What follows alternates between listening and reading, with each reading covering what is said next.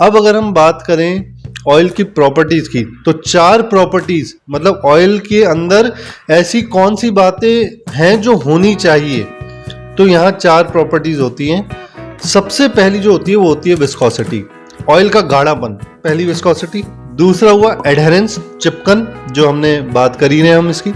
तीसरा होता है फ्लैश पॉइंट, कि वो कितने टेम्परेचर पे जल जाए। और चौथा होता है pour point, POUR, pour point. तो फ्लैश पॉइंट और पोर पॉइंट की आज हम बात नहीं करेंगे, आज हम बात करेंगे विस्कोसिटी और एडहेरेंस की, नहीं तो वीडियो बहुत ज्यादा लंबा हो जाए। तो सबसे पहले हम बात करते हैं विस्कोसिटी की। विस्कोसिटी का क्या मतलब होता है, सीधे शब्दों में कहूं तो थिकनेस ऑफ ऑयल, यानी ऑयल की जो लेयर होती है वो कितनी मोटी है, वो विस्कोसिटी है। टेम्परेचर का विस्कोसिटी पे असर पड़ता है।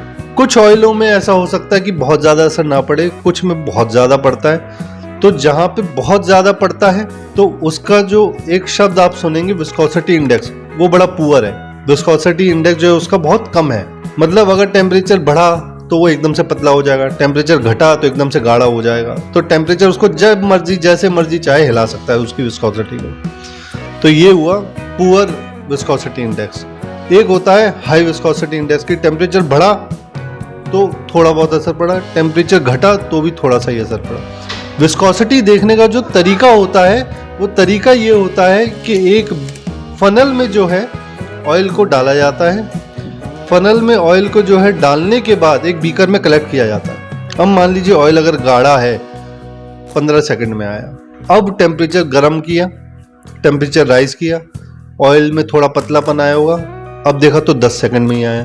तो ये जो टाइम डिफरेंस है वो बताता है कि विस्कोसिटी पे कितना असर पड़ रहा है। अब एक ऑयल आपने लिया, ठंडे में जब आपने उसे देखा तो 25 सेकंड लग रहे हैं बीकर में आने में, और जब आपने उसे गर्म किया तो देखा 5 सेकंड में ही आ गया। तो इसका मतलब विस्कोसिटी उसकी बहुत ज़्यादा फ्लक्चुएट हो रही है, तो बहुत पुअर विस्कोसिटी इंडेक्स है। तो इस तरीके से विस्कोसिटी को मेजर किया जाता है, गर्म पे, ठंडे पे, अलग अलग ऑयल्स का कंपैरिजन किया जाता है कि इस ऑयल की कितनी है, उस ऑयल की कैसी विस्कोसिटी है। तो ये हुआ विस्कोसिटी और विस्कोसिटी इंडेक्स। एडहेरेंस सेम तरीके से ऑयल को फनल के द्वारा एक बीकर में ले, जब वो पूरा का पूरा बीकर में उतर जाए तो फनल पे क्या वो अपनी छाप छोड़ रहा है, क्या वो चिपक रहा है फनल के ऊपर, वो अपनी एक थिन लेयर बना के गया है या बिना किसी थिन लेयर को बनाए हुए, मतलब वो चिपक ही नहीं रहा है। तो अगर सिलेंडर वॉल पे जब ऑयल स्प्लैश होता है और वहां पे अगर लेयर नहीं फॉर्म होगी तो मैं अपनी गाड़ी को रात को लाके खड़ा करता हूँ पार्किंग में,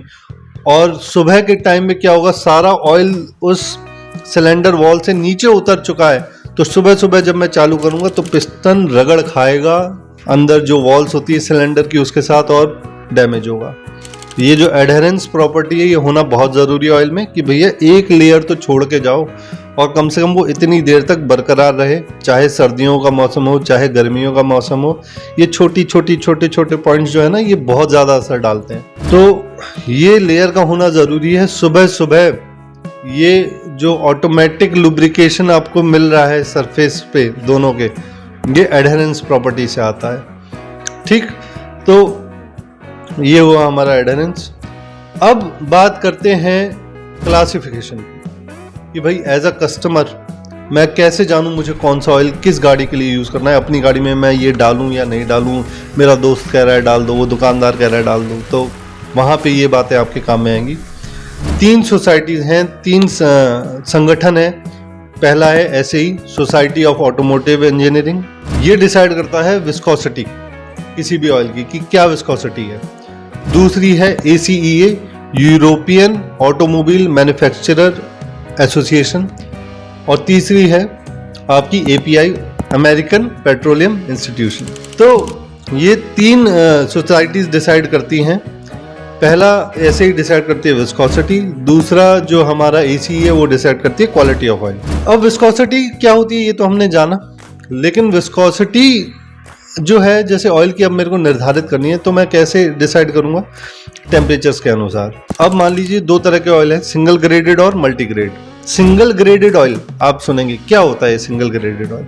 सिंगल ग्रेडेड ऑयल का मतलब है कि इसके विस्कोसिटी को केवल किसी एक टेम्परेचर पे नापा गया है। वैसे जब विस्कोसिटी डिसाइड की जाती है तो उसको अगर हाई टेम्परेचर पे नापते हैं तो 100 डिग्री पे नापते हैं, और लो टेम्परेचर पे नापते हैं तो -18 डिग्री सेल्सियस पे नापते हैं। विस्कोसिटी को इन दोनों टेम्परेचर्स पे नापा जाता है। तो जो नीचे नापा जाता है, जैसे मान लीजिए -18 डिग्री पे नापा गया तो 10 आई, तो 10 के आगे W लगाया जाएगा। W ये दिखाता है कि -18 डिग्री सेल्सियस पे ये इसकी विस्कोसिटी है।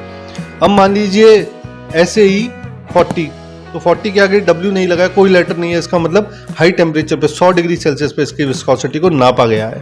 तो सिंगल ग्रेडेड ऑयल में आपको हमेशा ऐसे देखने को मिलेगा SAE 10W, इसका मतलब इसकी विस्कोसिटी -18 डिग्री पे 10, या SAE 40, इसका मतलब इसकी विस्कोसिटी 100 डिग्री सेल्सियस पे 40। मल्टीग्रेड के केस में आपको देखने को मिलेगा SAE 15W 40, SAE 10W 30, SAE 5W 40।